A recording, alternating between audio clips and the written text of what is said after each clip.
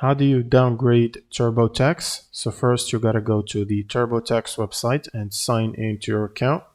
Now from the left side panel, you want to expand the Switch Products category, and then you want to click on the downgrade button right here.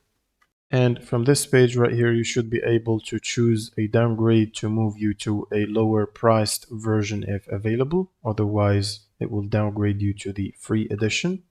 Now, all you gotta do is follow the prompts to confirm the change.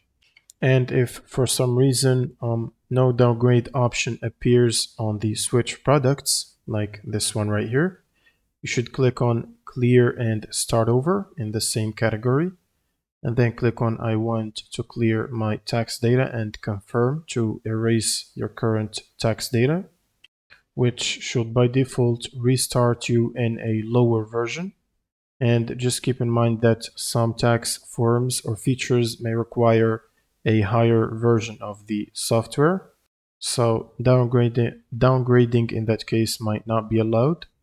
And that's pretty much it for this video. If you have any questions, leave them in the comments below, and see you on the next one.